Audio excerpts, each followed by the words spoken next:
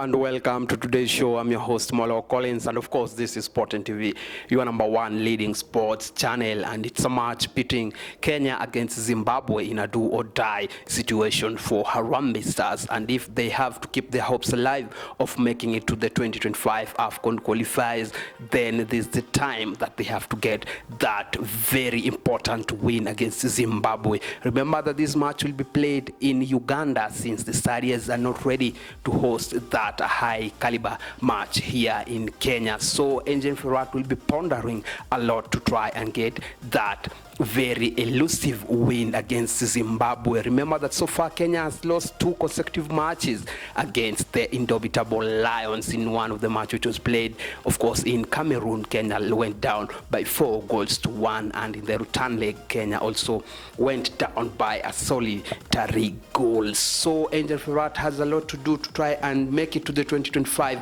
Afcon qualifiers. Remember that the last time that Kenya was in this competition was way back in 2019, and Kenya did not really do well. So Angel Ferrat is under immense pressure to try and get Kenya into next year's showpiece, which of course will happen in Morocco. Well, I'm your host, Molo Collins. Before we get down to it, remember to view, like, subscribe, and share, and also drop a comment on the comment section down below. Let's get interactive across all social media platforms, and on Facebook, I'm at Molo Collins. And Angel Ferrat has just named his provisional squad, which of course will do duty for Kenya in that Afcon qualifiers, and he has gone with 3 keepers, of course, after dropping Matasi, and we have Brian Omondi of Bandari and Farouk, of course, who plays his trade here in Kenya with KCB, and of course Ian Otieno plays his trade in South Africa. And the defenders, he has just maintained the ones that were there before, and he has gone with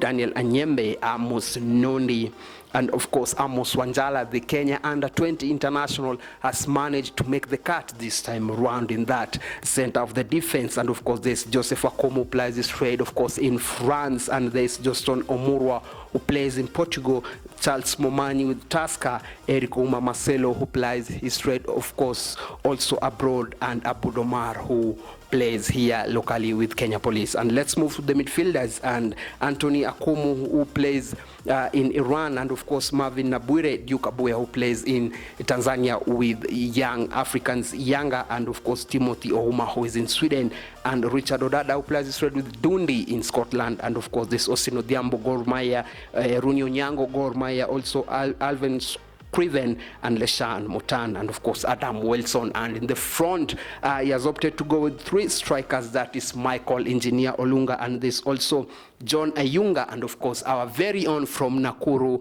John Avire. Those are the players that Angel Ferrat will be hoping to pick the best 11 to do the duty for, of course, Kenya in this Afcon 2025 qualifiers. Remember that Kenya is in that Group J, which currently is being led by the indomitable Lions, who have so far played 5 matches. They've gone ahead winning 3, drawing 2, losing none, and so far they've gathered a total of 11 points, and Zimbabwe is in that second position, of course, having also played 4 matches, won 2, drawn 2, lost 0, and so far they have 8 points. And Kenya have also played 4 matches. They've gone ahead winning 1, drawing 1, and of course losing 2 of the matches. Remember that the 2 losses came from Cameroon and of course Namibia, which is trailing at that Group J with only 1 point, also having played 5 matches in that period of time. So mathematically Kenya has a chance to make it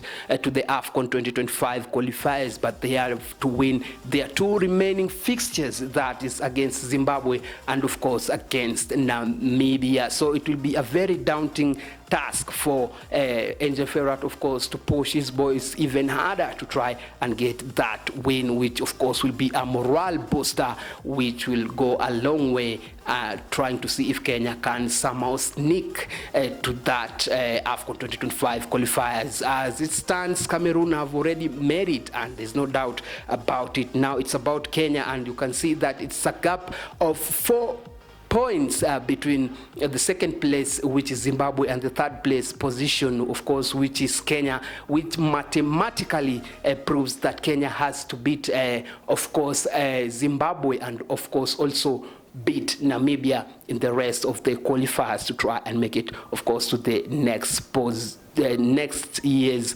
showpiece, which will take place in Morocco. So we are going to look at a possible first 11 that, of course, Engin Firat is likely to choose from, and in the middle of the at that goalkeeping in between the sticks, of course, I think that is going to have to go with Brano Mondi, who has done really well since taking over from Matasi, and I think that in that defense there is going to be Daniel Anyembe and, of course, Joseph Akumu partnering at the heart of that defense, and, of course, Eric Ouma, Marcelo, and I think Abud Omar or Amos Nondi may be on the other side of that pitch. And the four completes our back four, which is going to do duty for Harambee Stars. And of course, in the middle of the pack is going to be unchanged, because I think that Odada, who is doing really well at Dundee, is likely to partner Akumu in that middle of the pack to try and spread those passes to the likes of Engineer Michael Olunga, who is going to be at the tip of that attack, and of course is going to be flanked